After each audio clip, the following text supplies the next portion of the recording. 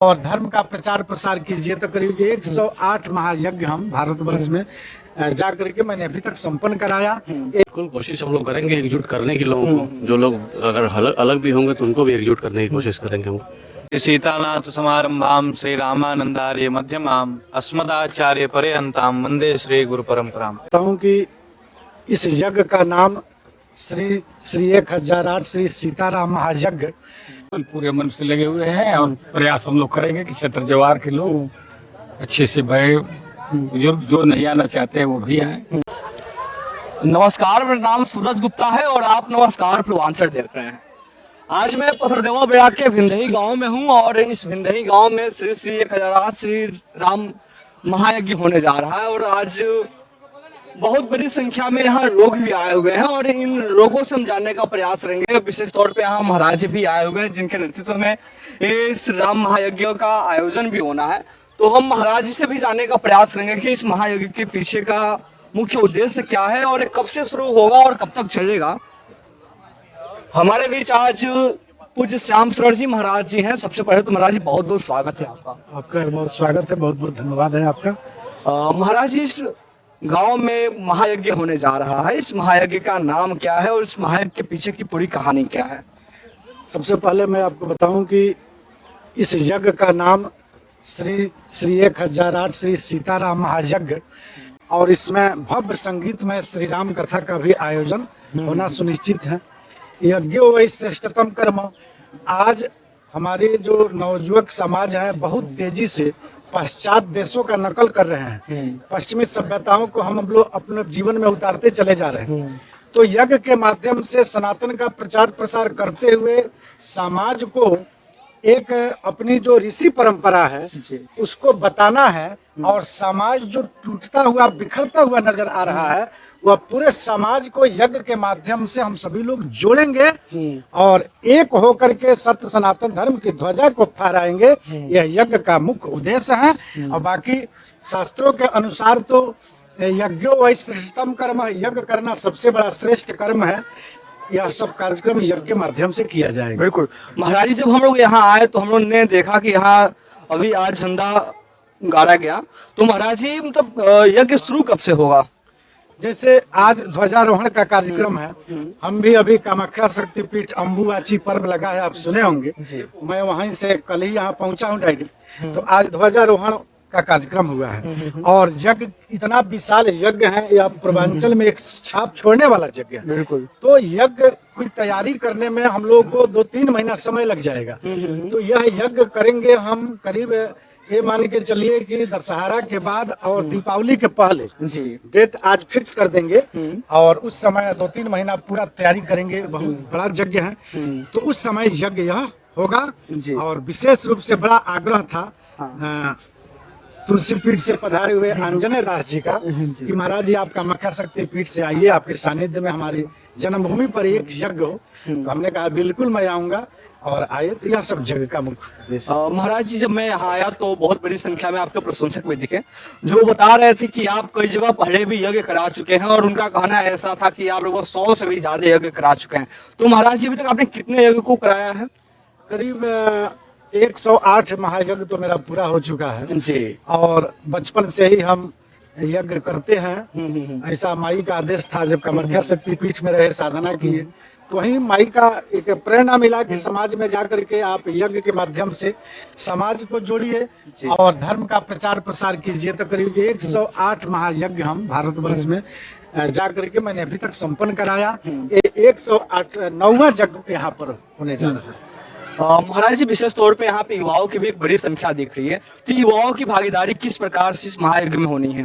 बिल्कुल, युवा का अर्थ उल्टा कीजिए तो वायु होता है। वायु का मतलब होता है तेज। जो तेज गति से चलता है उसे हम युवा कहते हैं। और बिना युवा के यह यज्ञ क्या है, कोई भी कार्यक्रम सफल नहीं होता है। तो पूरे नवयुवकों से हम चाहेंगे कि यज्ञ में जो भी बने तन मन धन मनसा वाचा कर्मणा से सहयोग करके यज्ञ को पूर्ण करे और यज्ञ के माध्यम से राम कृष्ण के संस्कृति को अपने जीवन में उतारने का प्रयास करे, उनके संस्कारों को अपने जीवन में उतारे और उसी पद चिन्हों पर चलने का प्रयास करें। महाराज जी, जब यज्ञ शुरू होगा तो बड़ी संख्या में मातृशक्ति भी यहाँ आएंगी, तो क्या मातृशक्ति सिर्फ दर्शक की भूमिका में रहेंगे या उनकी और भी कोई जिम्मेदारी रहेगी इस महायज्ञ में? बिल्कुल रहेगी। मातृशक्ति, शक्ति के बिना तो शक्तिमान अधूरा है। तो जिस प्रकार से सारे भक्त लोग अपना सेवा करेंगे, उसी प्रकार से एक समिति हम उन महिलाओं को, माताओं को भी बनाएंगे कि वो लोग भी अपनी सेवा देंगे। सब देख रेख करना, जहाँ जो आवश्यकता पड़े व्यवस्था में लगना, क्योंकि सबकी सहभागिता बराबर है। तो वो लोग भी रहेंगे, जग में कथा प्रवचन तो सुनेंगे ही, जग भगवान का परिक्रमा के साथ साथ साथ व्यवस्था समिति में भी उन लोगों को जगह दिया जाएगा। यह भी मातृशक्ति के बिना तो सब कुछ अधूरा है, तो उनको भला कैसे छोड़ सकते हैं। बोलिए यज्ञ नारायण भगवान की बोलिए भाई कामाख्या की जय, सच्चे दरबार की जय, बाबा की जय, रामचंद्र महाराज की जय। महाराज जी बड़ी संख्या में लोगों के अंदर उत्साह भी देखने को मिल रहा है। ये उत्साह हमेशा बना रहा है, इसके लिए क्या संदेश देना चाहेंगे? बिल्कुल, यह यज्ञ सबके अंदर एक इतना ज्यादा उत्साह है इस क्षेत्र में। यह यज्ञ जो होने जा रहा है, और यह पूर्वांचल की धरती का एक बहुत बड़ा यज्ञ होने जा रहा है, और यह यज्ञ से उत्साह तो सबके अंदर है, और दिन प्रतिदिन जागृतियां बढ़ती चली जाएगी, और जग तक जो है पूरा जिला का यह छत्र जग जाएगा और बना रहेगा, और सबके अंदर जो है धर्म के प्रति आस्थाएं बढ़ती चली जाएगी और सर्वदा बनी रहेगी। यही भगवती से प्रार्थना भी करेंगे और यही सबका उद्देश्य भी रहेगा। बिल्कुल महाराज जी, हमारे बीच पूज्य आंजनेय दास जी महाराज भी उपस्थित हैं। महाराज जी, इस महायज्ञ का समाज पे क्या प्रभाव पड़ेगा? श्री सीतानाथ समारंभाम श्री रामानंदार्य मध्यमाम अस्मदाचार्य पर्यंताम वंदे श्री गुरु परंपराम।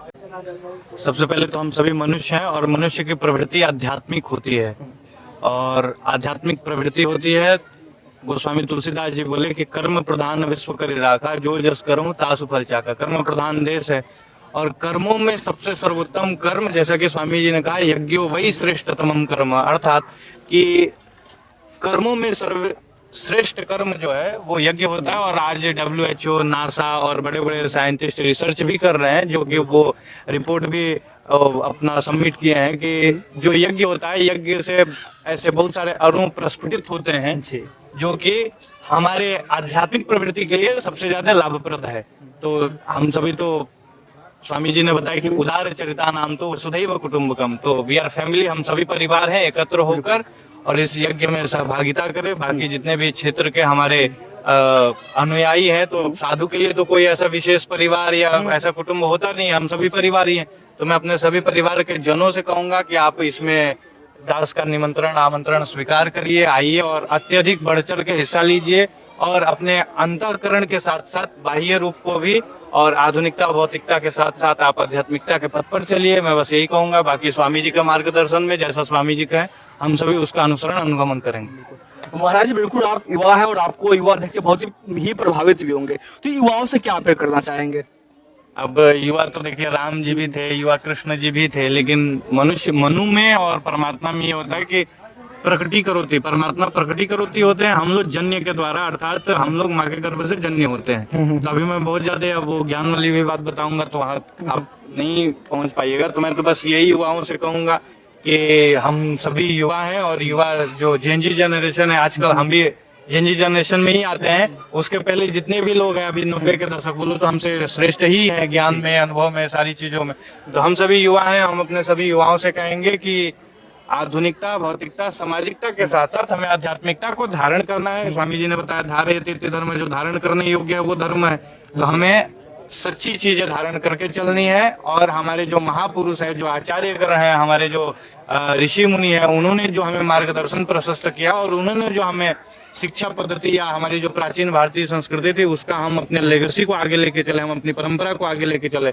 अभी आज आप युवाओं को देखिए तो हमारे उसमें तो गुरुकुल की ही परंपरा थी, हमारे इसमें तो ये था ही नहीं कि आप वेस्टर्न वो कर लीजिए या पश्चिमी या पाश्चात्य देश को धारण करिए। हमारे यहाँ तो गुरुकुल परंपरा था, हमारे यहाँ तो होम नित्यात्मक परंपरा था। अभी यहाँ जितने युवा हैं 80% युवा नहीं जानते होंगे कि होम क्या है। बिल्कुल, हमारे गुरुकुलों में होम के ही थ्रू, होम के ही माध्यम से अच्छी चीजें होती थी और कितना हम लोग आगे बढ़ते थे, और उसकी अपेक्षा और आज की अपेक्षा बुद्धि भी तीव्र नहीं हो रही है। गायत्री मंत्र मुख्य होता था, गायत्री मंत्र में 24 अक्षर होते हैं, इसके कारण भगवान 24 अवतार लिए। और मैं ये चाहता हूँ कि जो हमारी मूल संस्कृति है, जो हमारी मूल परंपरा है, आप धर्म तो एक ही है हमारा सनातन धर्म, आप किसी भी, चाहे आप इस्लामिक उसको ले लीजिए, पंथ को ले लीजिए, चाहे आप चर्च के पंथ को ले लीजिए, आज भारत सरकार के अंदर 4 लाख मठ मंदिर स्थापित हैं जो कि सरकार के अधीन है, जिसमें से 28,000 मस्जिद सरकार के अधीन है और 27,178 चर्च सरकार के अधीन है। तो यहाँ ये देखना है कि चर्च और मस्जिद की संख्या 28,000 और 27,000 ही क्यों है, और हमारे मठ मंदिरों की संख्या जो है कहाँ 4 लाख, कहाँ 28,000। तो हम तो ऐसे सभी युवाओं से और अपने सभी भाइयों से यही कहेंगे, सभी मित्रों से यही कहेंगे कि सब लोग धर्म को अच्छे से धारण करें, और जो हमारी परंपरा है, जो हमारे पूर्वजों की संस्कृति है, जो हमारी लेगेसी है, हम उसको आगे बढ़ाएं। और बिल्कुल महाराज जी, आपने देखा कई सारे यहाँ इस गांव के रहने वाले भी सज्जन लोग हैं, इनसे भी हम खास बातचीत करेंगे कि ये लोग इस महायज्ञ को लेके कितना उत्साहित हैं। क्या नाम है आपका? स्वतंत्र तिवारी, ग्राम प्रधान बिंदही। आप इस गांव के ग्राम प्रधान हैं और आपके गांव में आने वाले दिनों में एक महायज्ञ होने जा रहा है। आपके साथ साथ आपके गांव के लोग कितने उत्साहित हैं इस महायज्ञ को लेकर? हम 100% लोग उत्साहित है। सभी लोग हार्दिक इच्छा है कि 4 जग हुआ है, एक महाराज जी के सानिध्य में एक और जग हो। और सभी लोग मनोयोग से लगे हुए हैं, आप सामने आपको दिखाई भी दे रहा है। और हमको ज्यादा उम्मीद है कि इससे भारी संख्या हम लोगों का उत्साह रहेगा और पूरे क्षेत्रवासियों का उत्साह होगा। अच्छे मनोयोग से, अपनी ईमानदारी से, निष्ठा पूर्वक सभी लोग अपनी जो जिम्मेदारियां मिली है सभी लोग निर्वहन भी करेंगे। इस महायज्ञ को लेकर आप लोग गांव के जब लोगों से मिल रहे हैं तो गांव के लोगों की क्या प्रतिक्रिया देखने को मिल रही है?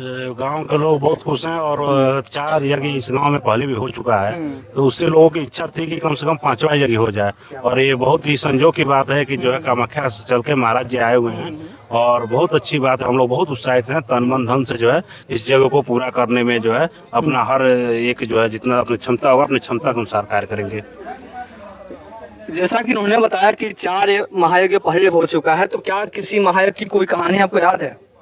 सब बढ़िया बीता है, सब बढ़िया बीता है और बहुत बढ़िया सद्भाव से बीता है। सारे लोग एकदम कर्मठता से उसमें सहयोग किए। इस महायज्ञ में पूरे मन से आप लोग लगेंगे? बिल्कुल पूरे मन से लगे हुए हैं और प्रयास हम लोग करेंगे कि क्षेत्र जवार के लोग अच्छे से बड़े जो नहीं आना चाहते हैं वो भी आए, सब लोग आए और इसमें शामिल हो। बिल्कुल आपके गांव में यह महायज्ञ शुरू होने जा रहा है और बड़ी संख्या में यहाँ लोग भी आए हुए हैं। सहयोगी भी हैं। हाँ। यहाँ के लोग बहुत ही सहयोगी हैं। जी। उत्तर प्रदेश, बिहार, ये उधर बिहार है इधर, लेकिन इसमें से इतना अच्छा, वो बादल पे गांव है? जी, वो मंदिर बिहार में है। अच्छा, क्या बात है। और हाँ। ये यूपी में है। अच्छा। लेकिन इतना समन्वय है कि आपस में किसी प्रेम भाव से लोग रहते हैं, और ये यज्ञ बहुत अच्छा होगा और सबका सहयोग रहेगा। बिल्कुल। आपने यहाँ के लोगों को भी सुना और देखा कि कितने उत्साहित हैं यहाँ के लोग। क्या नाम है आपका? रामधन यादव, सुंदरपुर पूर्व प्रधान।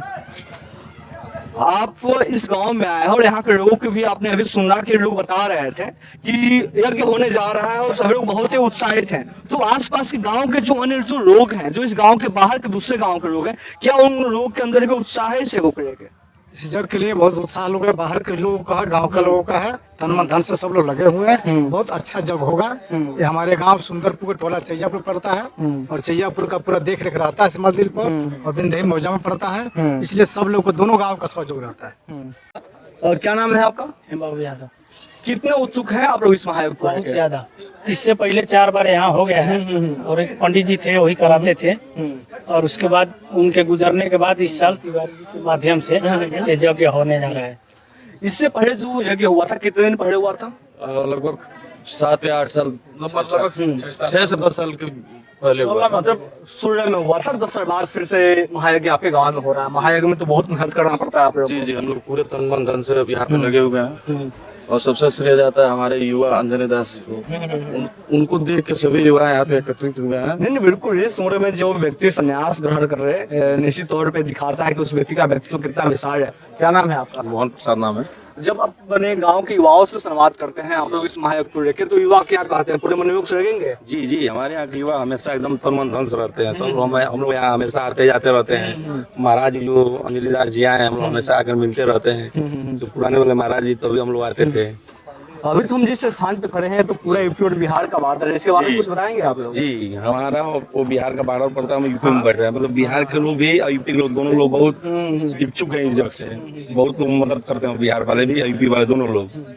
आप यहाँ के युवाओं को भी देख रहे थे, और यहाँ मतलब क्या बिहार में है, यूपी में है? हम यूपी में खड़े हैं। हाँ, बिहार कितना दूर है यहाँ से? बिहार में 2 कदम आगे हिलेगा बिहार आ जाएगा। आप देखिए, बस बिहार में है। 2 कदम दूरी पे एक मंदिर वो बिहार में है और ये मंदिर यूपी में है, और इसी स्थान पे महायज्ञ होने जा रहा है। और कई सारे प्राचीन मंदिरें भी यहाँ दिख रही हैं, और एक पेड़ बरगद का यहाँ के लोग बता रहे थे भाई 350 साल पुराना बरगद का वृक्ष है। और अभी मैं आपको और भी दिखाऊंगा, इस बरगद के वृक्ष के नीचे मंदिर भी बनी हुई है, बड़े मंदिर है। और आपको भी जान के आश्चर्य होगा कि अभी हम चलेंगे तो एक कदम हमारा बिहार में होगा तो एक कदम यूपी में होगा। उस मंदिर का गर्भगृह बिहार में है और उस मंदिर का पेड़ यूपी में है। और बहुत संयोग की बात है कि ऐसे स्थान पे से महायज्ञ होने जा रहा है, और पूर्व में भी 4 महायज्ञ इस स्थान पे हो चुका है, और 5वां महायज्ञ होने जा रहा है, जिसका ध्वजारोहण आज हुआ है। और युवाओं के अंदर भी बड़ी संख्या में उत्साह देखने को मिला है। ये बच्चे भी हैं। आपके गांव में यज्ञ होने जा रहा है, मालूम है आप लोग को? तो यज्ञ में क्या भूमिका रहेगी आप लोग की? काम करेंगे आप लोग? निश्चित तौर पे ऐसे धार्मिक और सामाजिक कार्य जब किसी भी गांव में होता है, किसी भी क्षेत्र में होता है, तो निश्चित तौर पे वहां के युवाओं के अंदर एक सकारात्मक ऊर्जा का संचार होने लगता है, और वहां के युवा पूरे मनोयोग से रखते हैं। तभी वैसे काम, वैसा यज्ञ फलीभूत भी होता है, और वहां के रहने वाले लोग पुण्य के भागीदारी भी होते हैं। और भी यहाँ कई सारे लोग हैं। आपके गांव में इतने ढेर सारे युवा हैं और महायज्ञ होने जा रहा है, तो युवाओं को क्या संदेश देना चाहिए ताकि युवा बड़ी संख्या में इस महायज्ञ में अपनी भूमिका सुनिश्चित करें? को यही संदेश देंगे कि भाई युवा अध्यात्म से जुड़े, और अध्यात्म से बड़ी कोई चीज नहीं है। शांति के लिए आप किसी भी प्रोफेशन में हो, साथ में अध्यात्म को लेके चलिए, बस यही संदेश देना चाहेंगे। आपको लगता है कि पूरे युवा एकजुट रहेंगे इस महायज्ञ में? बिल्कुल, कोशिश हम लोग करेंगे एकजुट करने की लोगों को। जो लोग अगर अलग भी होंगे तो उनको भी एकजुट करने की कोशिश करेंगे हम। ये गांव तो यूपी और बिहार के बादरफ है, तो क्या इस महायज्ञ में सिर्फ आप यूपी के लोग को ही बुलाएंगे या बिहार के लोग भी आएंगे? नहीं नहीं नहीं, पूजा पाठ की अध्यात्म की कोई सीमा नहीं होती है। वो यूपी हो या बिहार हो, हर जगह के लोग से हम लोग रिक्वेस्ट करेंगे कि आए और इसका पार्ट बने। नहीं, बिल्कुल। निश्चित तौर पे मैं भी आप लोगों से विशेष आग्रह यही कहूंगा कि आप भले यूपी के हों या भले बिहार के हों, या जब धार्मिक आयोजन आपके सामने हो रहा है तो आपकी नैतिक जिम्मेदारी बनती है कि आप इस धार्मिक आयोजन का हिस्सा बनिए और ऐसे सामाजिक कार्यों में बढ़ चढ़ के सहयोग करिए, तन मन धन से सहयोग करिए। निश्चित तौर पे आपका यह सहयोग समाज के सामने एक उदाहरण प्रस्तुत करेगा, और बड़ी संख्या में जब आप आएंगे तो निश्चित तौर पे अन्य भी जो लोग हैं जो इस महायज्ञ को देखेंगे वो आपसे प्रेरित होंगे और समाज अच्छे कार्यों को करते हुए आगे बढ़ेगा। यहाँ अन्य भी बहुत से लोग हैं। इस महायज्ञ को लेकर क्या कहेंगे आप? इस महायोग के लिए बहुत बहुत बधाई हो, जो सब लोग एकदम एकजुट होकर करेंगे, एकदम आशा और विश्वास के साथ कर रहे हैं। बड़ी संख्या में आप पीछे मातृशक्ति भी दिख रही है, इनसे भी हम संवाद करेंगे, इनसे भी हम जानने का प्रयास करेंगे कि ये लोग कितने उत्सुक हैं इस महायज्ञ को लेके। चाची, आप लोग के गांव में यज्ञ होने जा रहा है, कैसा लग रहा है आप लोग को? अच्छा लग रहा है, बहुत खुशी की बात है, हम लोग को बहुत खुशी हो रही है। हाँ। सही। तो आपके गांव की अन्य भी महिलाएं इसमें आएंगी ना? सब लोग आएंगे, क्यों नहीं आएंगे, सब कोई आएंगे। इसके लिए आप लोग को भी जाना पड़ेगा, मेहनत करना पड़ेगा, गांव के लोगों से मिलना पड़ेगा, तो क्या आप लोग प्रयास करेंगे? करेंगे, एकदम करेंगे, बहुत अच्छा से प्रयास। दादी, ये गांव में पहले भी कबो एक भइल बा? जग तो कोई हाँ, पांचवा ये 5वां जगह। तो ऐसे पहले जब भई रहे तो कोनो बात रोवा के याद बा? अभी इतना याद हम बोलन ना, याद कोई ना बा। हाँ हाँ, अभी जो भी भइल बा बे। हाँ, और हम अंदर 10-5-4 जो करा के मन मारे। अच्छा, तो ई जो यज्ञ होखे वाला बाबे, एके हुआ उत्सुक बानी लो? हम ठीक बानी, हम कबो ठीक मंदिर खातिर बानी। हाँ महाराज जी, सबसे पहले तो बहुत बहुत स्वागत मनाओ।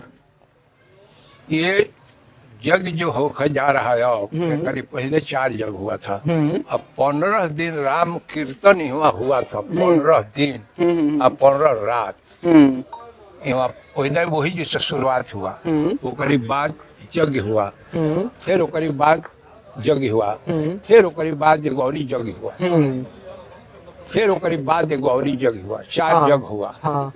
तो महाराज जी मतलब ऐसा का है जमीन की विशेषता बाकी जग बराबर होते रहता। विशेषता इनके बाद ये जो सामने दिख रहे हैं बाट वृक्ष, सारी व्यवस्था ही नहीं के बाद। हाँ। अक्सर हमने महाराज जी देखे नहीं जा कि कई लोग ऐसा बा कि यज्ञ तो करावा था और एक बार यज्ञ जब हो जाता फिर दोबारा वो हिम्मत नहीं कर पावा तो यज्ञ करावे के, लेकिन यहाँ के लोगन के अंदर ऐसा कहाँ से उत्साह आवेगा, इतना शक्ति कहाँ से आवेगा? देखिए लोग के अंदर नहीं है, इस स्थान की शक्ति है, समझ गए।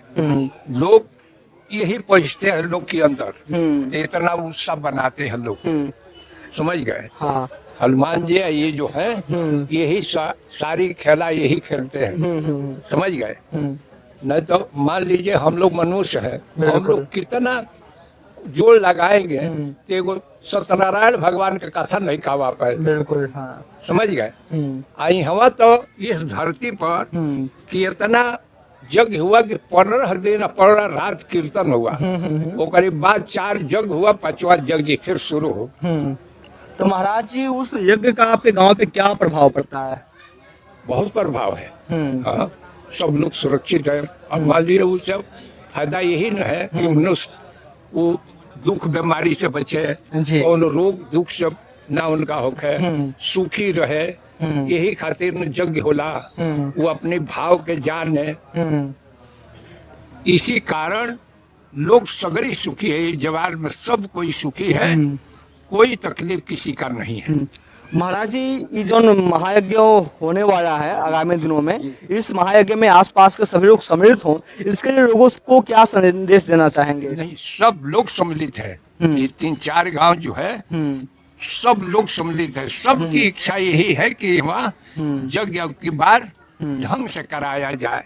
जो महात्मा आए हैं चल के गुवाहाटी से, कामाख्या माता की रक्षा, तो ये देख के और ही लोग के उससे हुआ है कि उतना दूर से महात्मा आए हैं, हम लोग क्यों पीछे हटे। महाराज जी ये जो वृक्ष दिख रहा है बहुत ही पुराना वृक्ष लग रहा है, लगभग कितने वर्ष पुराना होगा? देखिए ये पुराना कोनो वृक्ष नहीं है।